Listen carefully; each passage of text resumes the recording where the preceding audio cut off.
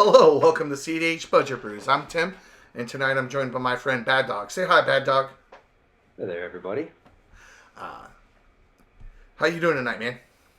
I'm doing quite well. It's good to be hanging with you. Just had a nice, relaxing evening, went on a walk, some exercise. Yeah, Doing nice. well. Nice. I just got home from work. Because I work afternoons, and I live on the East Coast, and you're on the West Coast. Yeah. Well, tonight we're going to talk about some getting into getting in the cEDH on a budget, and some kind of like social contracts with like social contract philosophies. I recently actually wrote kind of a doc. We're gonna actually go over one or two points tonight, and you may see him or my dear friend Squirrel Mob in future episodes. I did one with him a couple weeks ago, and it was very well received. And we had such good chemistry when we did our Kalia brew that I decided to invite you back. Or not that I decided. That kind of sounds like dickish. You were very gracious to accept my invitation back. What you talking about? That was actually a lot of fun. I really enjoyed it. Yeah, well, that's what I mean. Like, we had a good time. Like, it was good. It was like a lot of good information, and I wanted to build on that. So, the first topic that we decided to go over after our lengthy discussion pre-show was choosing a cEDH deck. So, just to kind of get a talking point going, basically, when you choose a deck, if you preface a list with it's probably not cEDH, or that you want to push it as far as you can, you probably are in a good spot that you already know in the back of your head that it's really not cut out for it. This is something that's especially important for people who are kind of getting into the format or trying to dip their foot into it. Because at the end of the day, really, cEDH is all about optimization. It's all about being results oriented. It is all about kind of having rigorous honesty with what that strategy is, with those colors, that commander, the win conditions. And so that's always like something that you need to keep in mind. But I kind of see a lot of posts to the contrary. And as being somebody known for Wizard Angel Dragon Lady, I'm sure you deal with similar conversations very regularly, which is one of the reasons why I wanted to have a chat about it with you. Oh boy. So, Okay. so what are some thoughts that you have about like choosing a cEDH deck, particularly choosing a first cEDH deck? Choosing a first cEDH deck. It's somewhat different for everybody. Um, I think I think the safest place of where to start Mm-hmm. is to pick a deck that sort of has cut its teeth in the meta. And it doesn't actually have to be the best deck. You don't have to play. So, right now, Turbo Ad Nauseam is probably the top deck in the meta. You don't need to play Turbo Ad Nauseam. It's not very But user you, friendly or beginner friendly anyway. that could be true. That could be true. Um, what you're really doing when you're picking, so just like intro, you just pick a deck that's sort of cut its teeth in the meta. It can perform. And you're going through the motions essentially of just learning a complicated combo deck, Mm-hmm. and you're gonna screw up. So Timmy's point about rigorous honesty is actually crucial. Um, it's this format. Decks are important. Like, strength of a deck is certainly a real thing. Yeah, it is. What's really more important actually is pilot skill, and that's kind of your first litmus test with this rigorous honesty point, even before it gets to brewing. It's just Mm-hmm. learning how to play.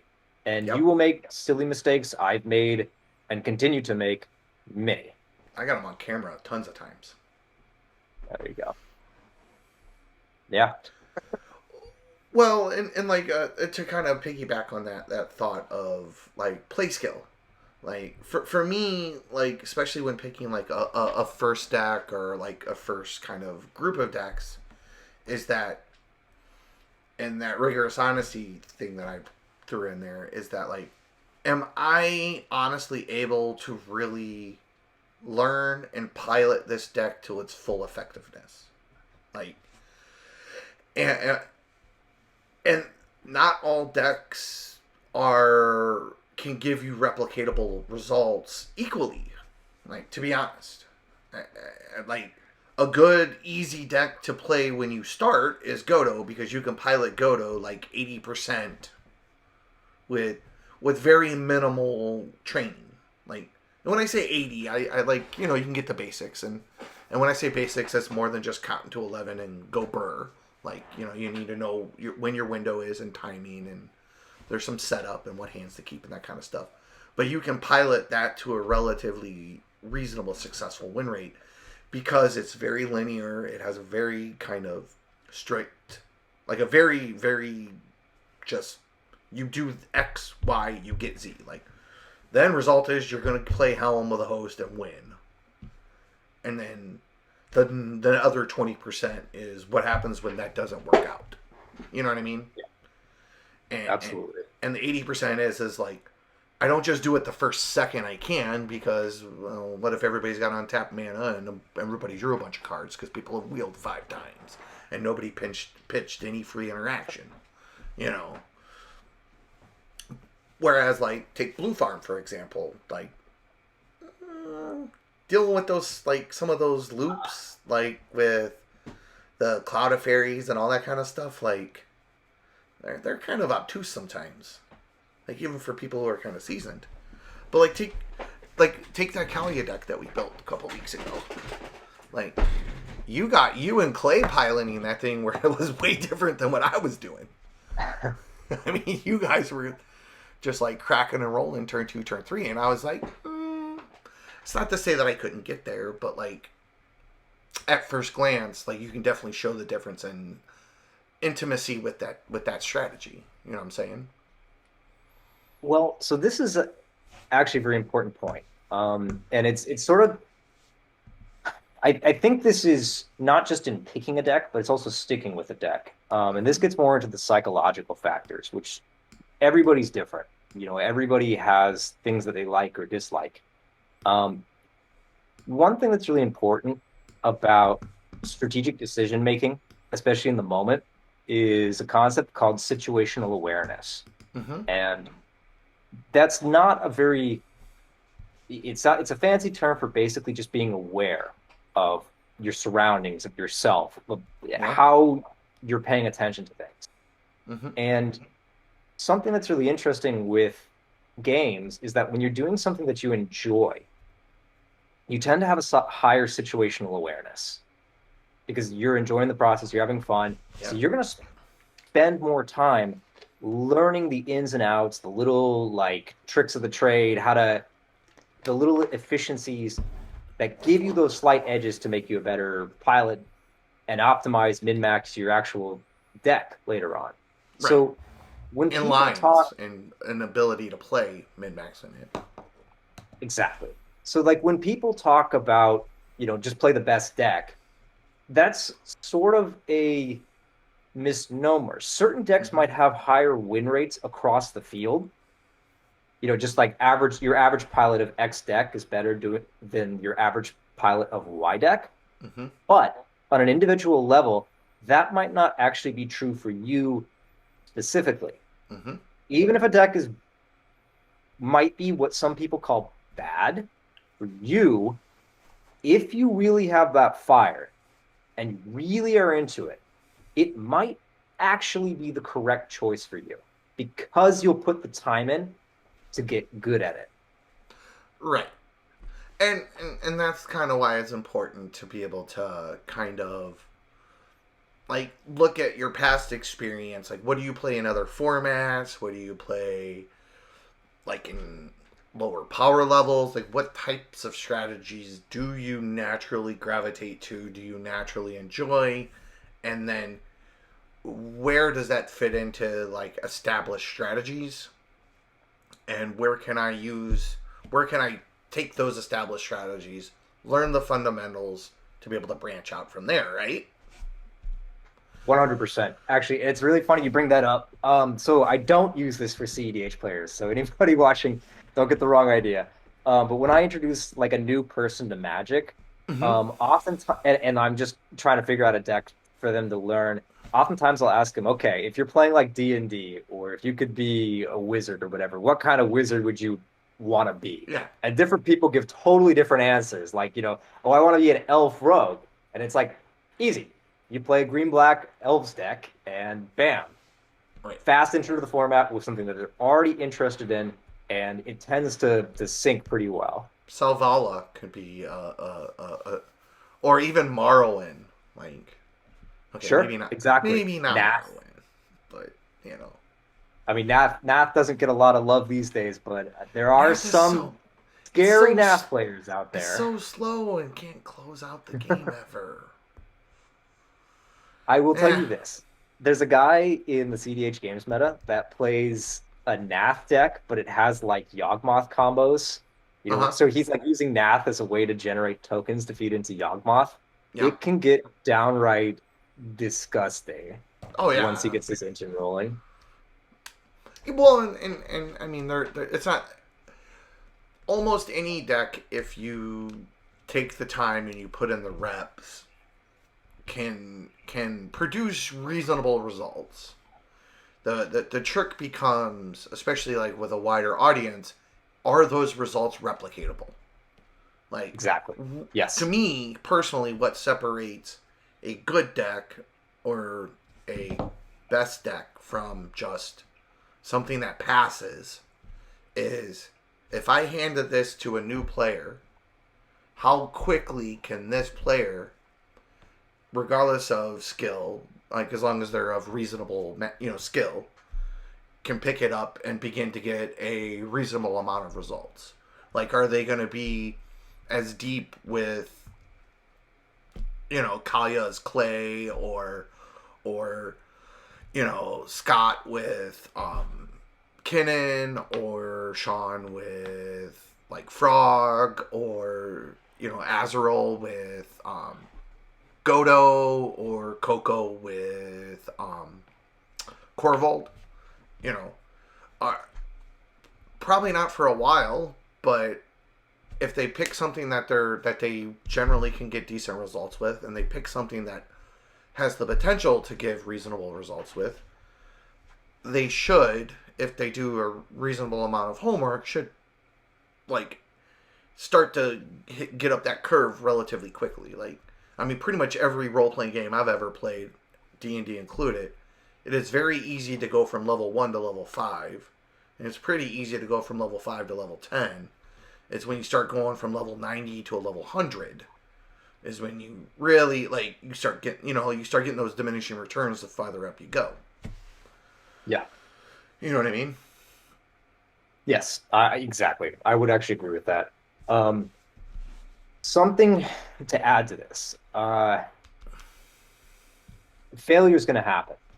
Mm-hmm. So if you have a brew that you want to test, or even a deck that's supposedly good, which should be performing well, you're going to fail. And it's not a question of if, it's a question of when. And there's nothing wrong with that. And to bring it back to the home with the rigorous honesty point, you need to actually learn to love failure.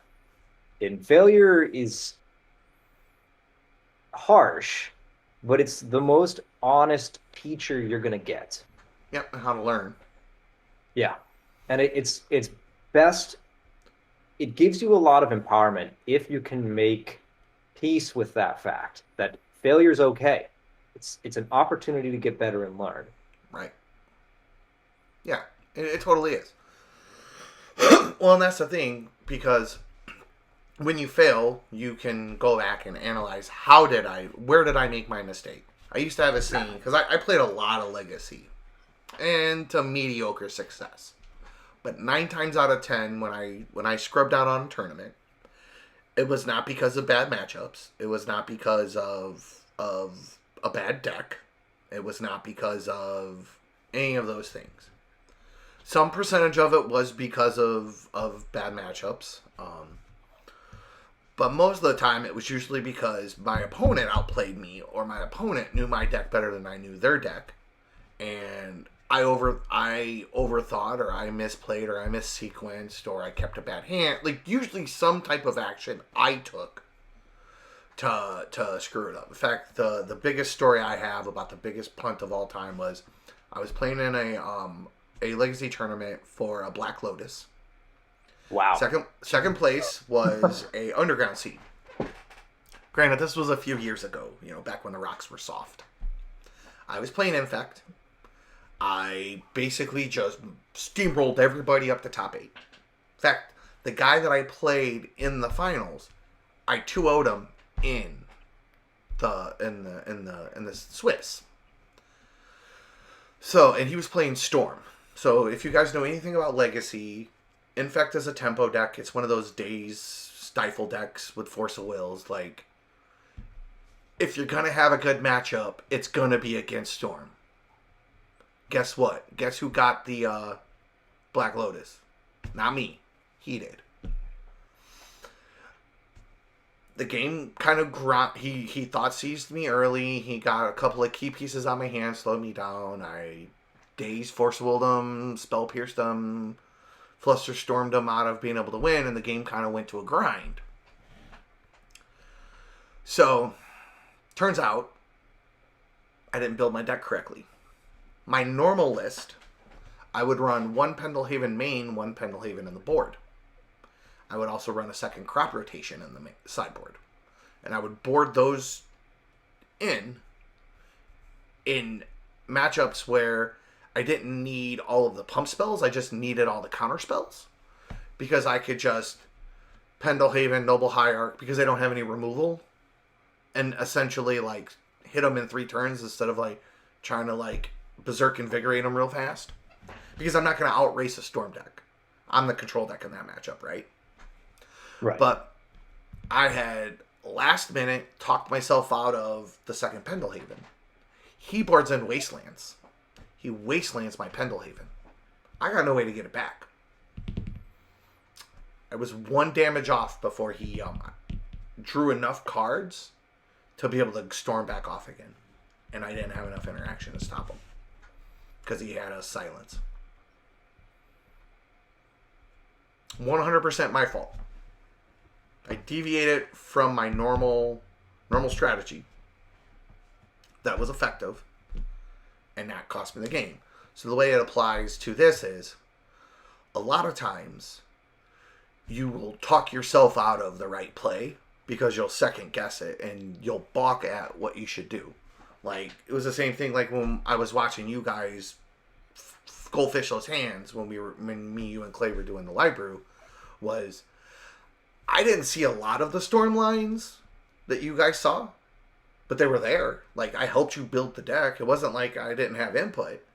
But when it came to actually, like, doing the thing, I'm Mr. Mid-rangey tempo guy, right? I'm not like Mardu go fast storm. And it shows. There's nothing wrong with that.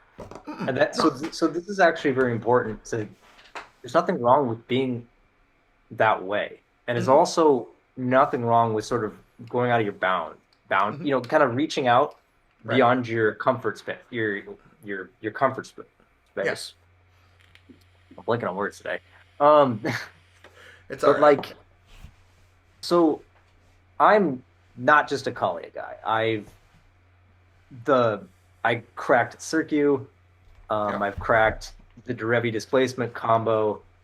I had the Timnatana sneak attack that coined TNT Dynamite.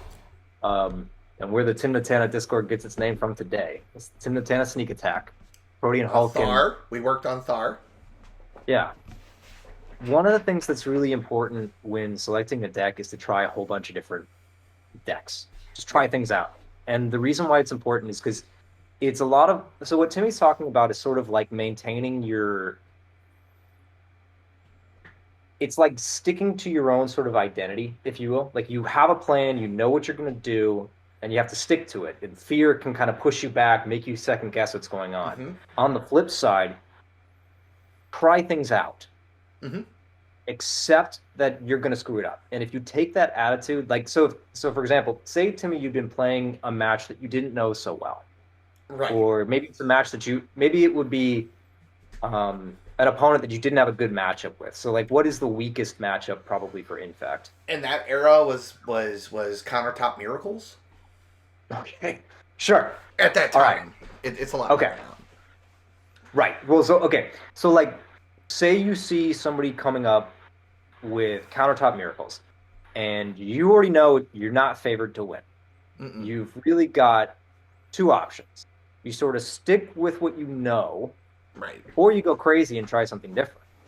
And if you're already not favored, Right. the perfect time to go crazy Is then. is, yeah, because you throw them a curveball. Right. Well, and in that particular situation, for like being like in that type of matchup, I actually board in a bunch more pump spells, and I go faster because I would my only real chance of winning is to catch them off guard.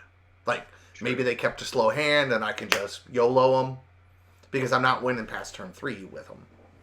Because then they have lock and infinite removal. But like it's kind of the same thing. Like so on the flip side is so maybe a lot of times like I'll second guess my lines and then screw them up. But another thing is don't be overconfident in your ability either. Like I see a lot of new players. They come in and they act like they've been on the Pro Tour 14 times and that they can treat Gabriel Lindsay for Patrick Chapin like scrubs and I'm just like, yo, you can't even like, yeah, no, you can't.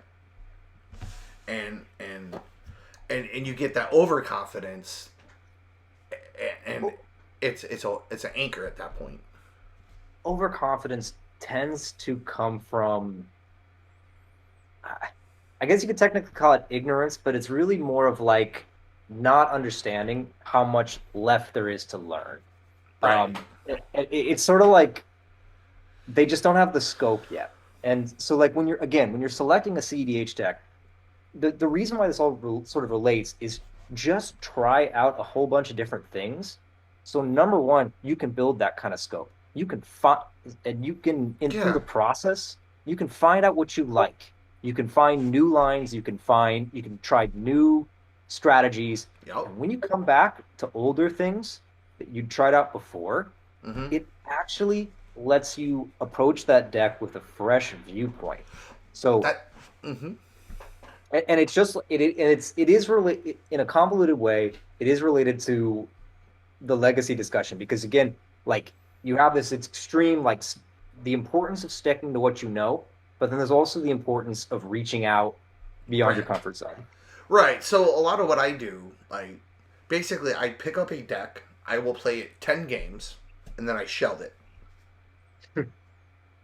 10 games. And that's all I need to get a feel for the deck. And then I move on to the next one. Now, obviously, I have, like, my permanent kind of rotation of decks that I kind of keep around. But, like, if I play something new, I only put it together. It's a stock list. I play 10 games, and then I get rid of it. And then I play a couple other decks, and then I come back to it after I've played those 10 games. Yeah. And it's still pretty much stock.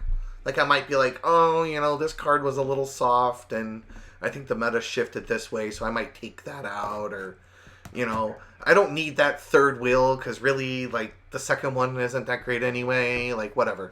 You know, whatever it is, you know. Maybe I need more counter spells and less spot removal, I don't know. And then I can kind of, after I've played those 10, 20 games on that deck, and I mostly just do 10 at this point, just because I've done it so many times. Like, I've essentially played 3/4 of the decks on the database at this point. Damn. Easily. Wow.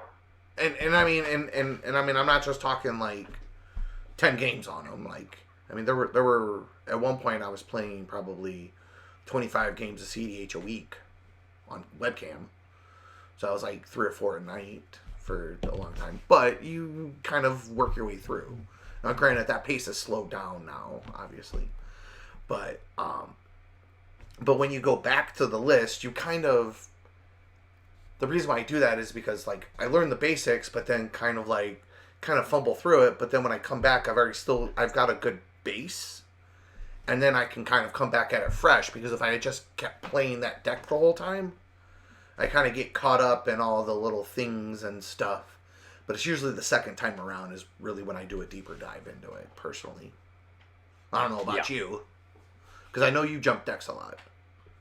Well, I'm actually similar to you in this one. So the pattern that I usually fall into is that I will have two decks, and one is basically a very aggressive, quick sort of deck, and then the other one is more slow and controlling, or tempo oriented. And Right. I find that, so the reason why it tends to work that way is because one tends to be focused more on like card efficiency, Yep. and timing and aggression, whereas the other one is more about like mana efficiency. And so I'm sort of like flexing both muscle groups, if that makes any sense. Like Yeah, I'm no, getting a more totally. well-rounded Yeah. practice. But then where it gets, what I will also do is sometimes I'll just take a break from cEDH for like a month, and I'll just stop playing. Maybe Right. I'll keep in touch with some friends in the community, but it's like that, taking that time to sort of reset, break out of, it's very easy to get laser focused in one, and kind of become in a one track mind. And if you Right. take a break and just back off, you can focus on other things and come in with a fresh sense, a fresh mind. And Yeah. suddenly it's like all of these peaks that you couldn't like climb, Right. a lot of times they're a lot easier. And you kind of you kind of break some of those bad habits by like, because like if you go in, you study, and then you play the deck, and then you start picking up some of the bad habits just by your normal play patterns, and you walk away, and then you come back, you're still kind of focusing on what you've studied, but then the natural bad habits kind of wane a little bit, which kind of ties into another point actually I'm going to bring up on from the doc, is that a lot of times, like something to remember, especially as a new player, is that the fun in cEDH, at least for me, and it seems to be shared by a relatively decent amount of the community, is coming from deck optimization, coming from playing better technically, having tight interactive games. Like the term competitive EDH is a little bit of a misnomer, I think, personally. You may disagree. No, I I am of split mind on that particular Enlighten me. point. But I do understand what you're saying, and I think there's a lot of merit to it. So it's not, I don't, disagreement's not, it's Go. not that cut and dry. Do it. I know you All right. have a different side on me, so go for it. So so when it comes to Timmy's point about having fun, it's sort of like what fun is in cEDH. Fun's a little bit different for everybody, but there's a pattern across that, which is that fun is oftentimes, it oftentimes has to do with sort of like overcoming challenges. And it could be getting tighter play. It could be brewing a hard general. It could be figuring out a really complicated puzzle. Like say you're very low on life, you cast a Doomsday, and you need to figure it out. Like exactly. And it's kind of like exercising. And over time, you start to build up sort of a bigger and bigger skill set, and you can measure how far you've come. Right. And so so to tie this back about what the cEDH and whether or not it really exists, there is a competitive side, but yeah, you're competing mostly with yourself. And there are a lot of people out there who sort of try to measure their improvement against the field. And that's a trap. That gets you into sort of a dependent mindset. Some decks can change, decks can get better, they can get worse, and there's a lot more longevity in comparing your in comparing yourself of today versus that of yesterday. Right. Well, and for me personally, like, one of the things is, like, the reason why I play cEDH is because I like playing competitively, like, for the sake of it. I don't want to play in a tournament, but I want to play, like, I don't want the guy who's just gonna, like, oh, I'm gonna roll a die and attack you. Like, Yeah. nobody, like, I don't like that. Like, come on, man, just go for the guy that's tactically the best to go for. Like, even if it's a meme, just go for, whoever is, like, the most tactically best to go after. Yeah, sure, get your Timna draws, or, oh, they're open and they're playing black. Well, they're probably using something that uses their life, so get in there. You know what I mean? Like, that kind of stuff. Not just, oh, I don't want to be mean or whatever. See, a skeptical viewer. So what I'm about to say, it's going to sound like a contradiction, but it's not. I actually prefer kind of grinding in leagues and tournaments. Yeah. I find that when the pressure is high, I'm able to sort of quiet my mind. Like, I don't have any anxiety. I'm able to just laser focus. Mm-hmm. And so for me, it actually makes me feel calm being in that sort of high pressure environment. Okay. But that said, we're still basically talking about the same thing, which Right. is, again, it's this self-improvement. The difference really is a different environment. Like, I like tournaments, but the thing that's drawing you to these kind of just these pickup games, Right. it's the same thing that I have in leagues. It's just less structured. That's all. Like, And there's I, and this is actually important because there's a lot of when you're picking a deck, it's just like picking your play group or your environment. It's finding a little bit of who you are and how you like to play the game. And there's a lot to it. there is, and it can be a very deep dive too, and it's more super, like, a lot of times when I have, like, conversations with new players, particularly when they're thinking about getting into this or their play groups powering up, is they still kind of hold on to these, like, predispositions from previous formats. Like, I want to play aggro. Well, how are you going to deal 120 damage? I'm just going to So, attack. With what? If there's any all creature right. printed in Magic that's big enough to deal 120 damage, it would be so broken it would be banned in every format. Okay, so now this is actually really important. There's a book out there called The Book of Five Rings, written by a legendary Japanese Ronin, not a samurai, Ronin, named Miyamoto Musashi.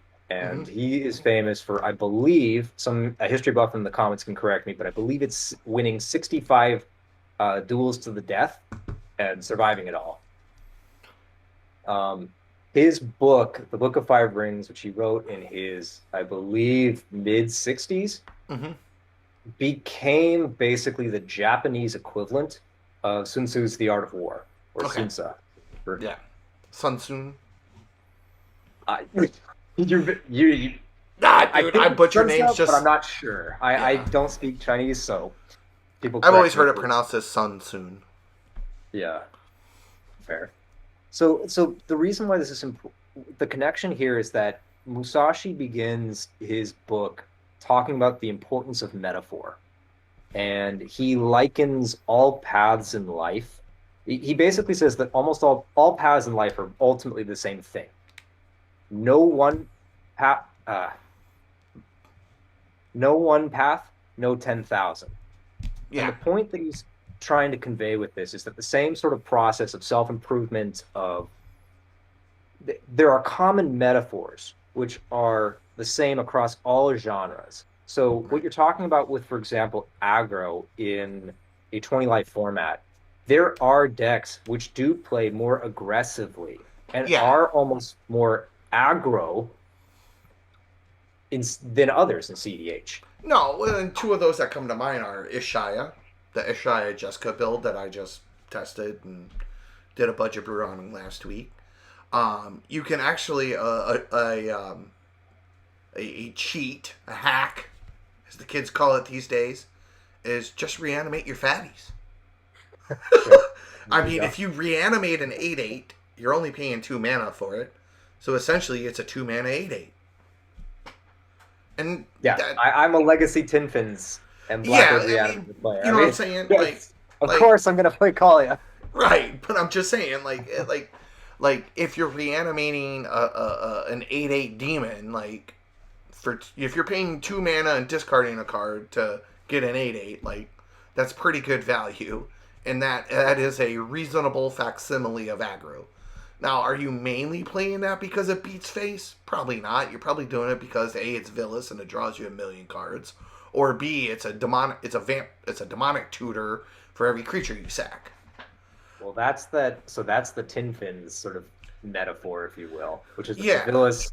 If you structure the deck's ratios right, that villainous becomes very similar to a Grizzlebrand. Not as good. No. I guess there's some similarities. But my point was that you're really not playing it to beat face. You're playing it to like do other things, and beating face is a byproduct. You know. Sure. Yeah. Like the same. Like I tend to play a lot of like Reanimator style like Sans blue decks. Like I love Pet Cemetery.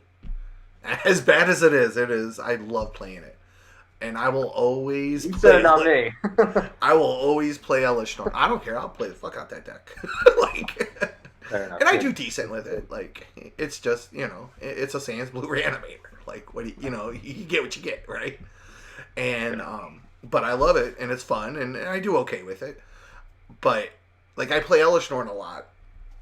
One, it increases my clock, but two, it's a board wipe. It basically kills everything in the format. Including op agents. I'm actually working on a new Tana Timna list.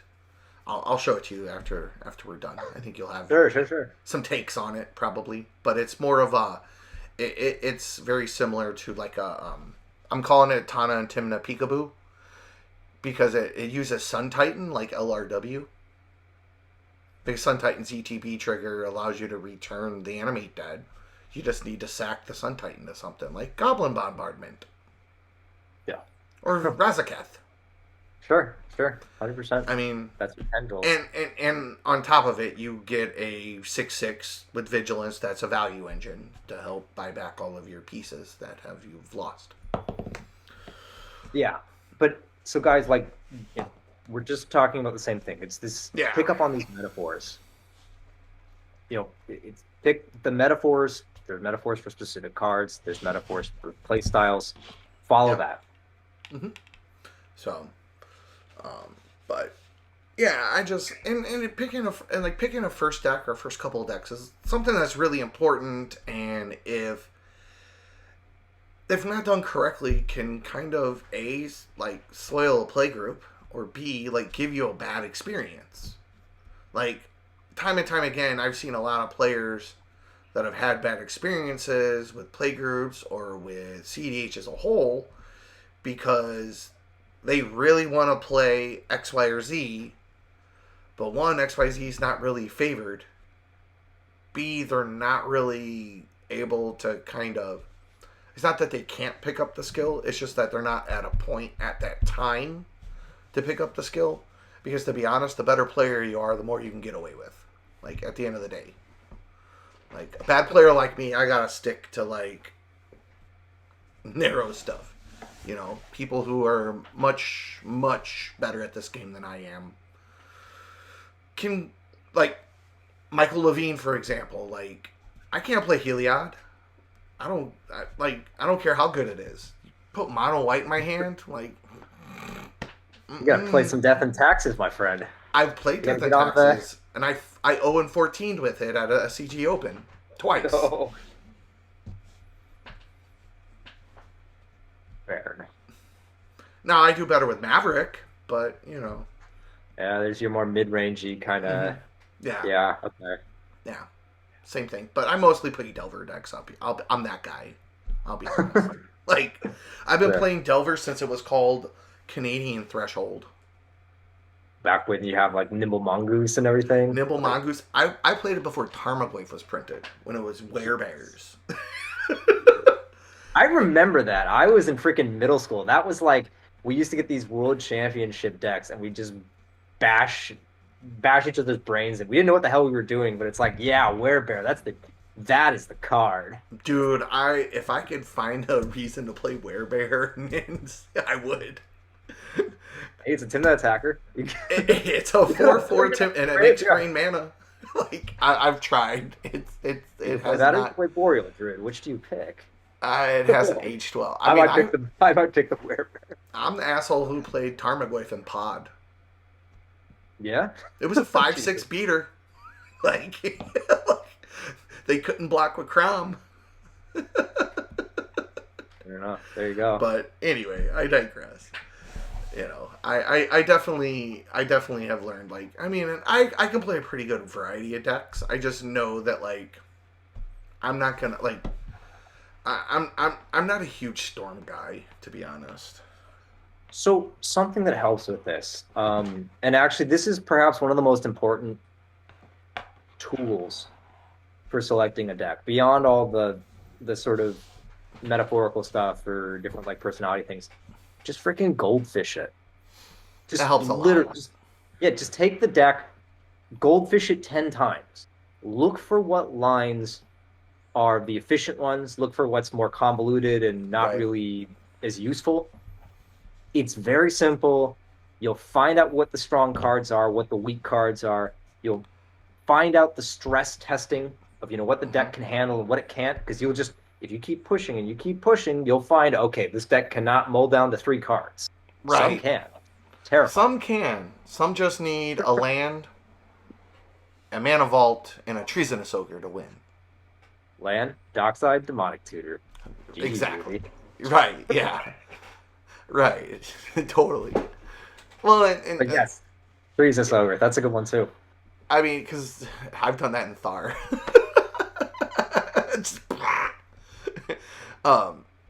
Anyway, so because every deck builder website right now, almost all of them have a playtest feature. You don't even have to put the deck together to playtest at 10 games, or the goldfish at 10 games. Yeah, it's free. It just takes some of your time. Yeah. And it's also important to know that some decks, so a real game is not a goldfish, okay? There are times that you have to go slow. Sometimes that you can sort of build these kind of imaginary situations, though, to make it more realistic. So just keep that in mind when you do it. I guess the last bit about, like, goldfishing is that some decks they're not really designed to goldfish as well as others. Yeah. So, like, Rurik Thar, that's a deck that it's harder to goldfish Rurik because the combo, in a way, sort of is your general plus enough beaters that are dealing damage in increments of 6. Right. Like, you could goldfish Rurik Thar and be like, okay, we're gonna get the Snoop combo, but that's sort of, you don't really learn how to play the deck. Right. Other things like Storm, Food Chain, Godo, to some degree Heliod. Like CST is a horrible deck to goldfish. Really, you think so? Mm-hmm. Yeah, because the whole point of the why? Because it's a mid-range deck. It's all based on the deck interacting. So, like, having aggressive hands with CST are not as accurate as, like, having opponents across from you that you are interacting with that is setting the tempo of the game. Because sometimes with CST you have to go fast, sometimes you have to go slow. Just like with a lot of decks, but particularly with, like, that Sans Red right now, it is really, like, Hermit, sure. Like, if you're playing Hermit Druid, goldfish it. Or if you're playing, like, there's, like, an Aggro CST now. Like, that can be goldfished okay, but even then, I think that, like, it's really, a lot of it is based on, like, your tempo and how you interact. But, like, Kess, goldfish is fine. So what you're sort of talking about, and this, so, like, this, back in ye olden days, there was a fancy term for this, which is adaptive combo decks. Yeah. As I've gotten, as I've gotten better, and I'm still a bad player, but I'm not as bad. What we're really talking about is the question of, it's the famous article, Who's the Beatdown? Right. And a lot of different decks have a mixture of cards. They have Right. some cards that fulfill interactive functions, Right. like counter spells or stacks effects, and some cards that are aggressive. These are like tutors or combo pieces. Fast mana. Yeah. Exactly. And as you shuffle the deck and you start drawing hands, what you will notice is that some hands are more aggressive than others. Right. Are Some better hands are more in controlled. X, Y, or Z scenario. Yeah. That's right. And so it really, at the end of the day, it's understanding where certain hands are good and where they are not. Right. And decks like CST, the way that they're constructed, about 1 out of every 5 hands is a control hand. Right. The rest are usually more aggressive. If they don't mulligan as hard, they can keep a more interactive hand. And there's a bit of a history here. The guys who really put a lot of time into CST, so Always Sleepy, he was known before that as the guy who did Una. He was a Doomsday player. And Doomsday, right. So it's a storm deck. It was a storm deck at one point. Doomsday Fetchland Tendrils. But it ran a lot of counter magic. And so that sort of playstyle of a lot of counter spells mixed with an aggressive black focused combo line carried over into Una and then later into CST. So that's that's why it plays that way. There's nothing wrong with it. It's what the deck was designed to do. But Right. You sort of learn this, like you test the hand, you start to pick up on the patterns, and then you can ask, hey, why is this deck this way? And a lot of times people are pretty nice and they'll just tell you. Right, and then you can kind of see the genesis, because like watching CST change over the years has been actually quite interesting in all of its various iterations. What sold me on CST was when I got into cEDH, I was a hardcore Tasigur lover, and then I played, and I did not want to play Thrasios Timna. I did not. I was like, fuck that, blah. No, I'm not playing that bullshit, blah, blah. I want my 4/5 beater for 1 black. It does everything I want to. And then I played Thrasios and Timna, and I was like, well, this sucks because Thrasios and Timna just do everything better Tasigur wants to do. Up to and including draw my deck, because I only need colorless mana. I don't have to make blue-green to do it. All right, don't tell Sinestro that, but yeah, sorry. I mean, does Sinestro really play Tasigur? True. He plays Blue Farm. I mean, Freeze Thief. Right, that's what I'm saying. Does even the guy who curates Tasigur play Tasigur right now? He does. He loves it. He doesn't feel. Sinestro, if you're watching the memes, he loves it. He doesn't feel it's the best deck in the format, but I think it's his perhaps favorite deck to bring to different events, Yeah. Okay. it was kind of like how Redshift was the guy who curated the console guest list, but played Shuffle Hulk for 2 years. I gave him shit about it one day. It's not that he never played Kess, but like if I sat down with him in a pod, 20 out of he'd play 20 games on Shuffle and 1 game on a ratio kind of. So what's interesting about sort of the story that you're telling is you're going through this whole sort of process that we've been talking about all along. You had a deck before that you knew, which is that's your core play style. Right. You tried it in a different setting, and you tried a whole bunch of different things, and then you started reaching out. Yep. And then sort of along that process, you're able to sort of find a deck that you liked, which is CST. Yep, pretty much. That, and actually, right now it's I've really been digging Najila, actually. Oh yeah, interesting. Yeah, it's really it has red, but no, I do want to put CST back together because I do really actually like playing that deck a lot. I just like Earthcraft in my list because I like not dying to Curse Totem. Sure. Sure, right. Not that Yeah. that's a thing now, but that was when I built it. Hulk was a big deal, and a lot of people were packing Curse Totem, so it was a good way to get around it. But anyway, I think we've kind of delved into um, picking a first deck pretty deep here. And I don't want to keep you too long. We've been at this for about 45 minutes. Um, I mean, you and I can keep talking. I just, maybe we can, you know, Yeah, sure. tell people where they can play with you if they want, and Yeah. where you hang out, and if people got any questions about Kalia or whatever it is Bad Dog's working on this week. How can they find you? So if you have questions about Kalia Discord, very helpful place. The mods are nice. Honestly, Clay, you're the shit. plays this shit. This is a lifesaver. They will hook you up. If you want to play some cEDH games, if you want to test yourself, see how you're doing, try out a new brew in a hard meta, come to the cEDH game server. Play in our leagues. It's free to enter. You just have to show up and say, "Hey, I want to play."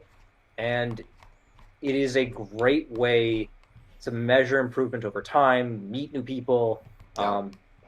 Yeah, I'll that's link it in the description, obviously, both places. thank you. Mhm. And if you want to play with me, I'm around the internets on various places. Most of the time, I'm on right now. Most of the time, I'm on the Budget Brew server, just working on some budget decks, getting people in the door. Um, so yeah, I think that about wraps it up. I don't have much else. If you'd like to help contribute to the show, if you like what we do, you can go to patreon.com /CDH _budget _brews. Throw us a buck, be much help appreciated. It'll help pay for that website you see there with all those fancy deck lists. I'd like to be able to buy Crutchfield some coffee. He's been working on this thing for about 2.5 years with no pay, and it's all him. I Wow. just, he won't take money from me, so maybe I can convince him if it's from a community slush fund. I don't know. We're gonna try, um, and please do check out the resources at budgetbrew.club. And everybody have a good night. Thank you. Have a good night, everybody.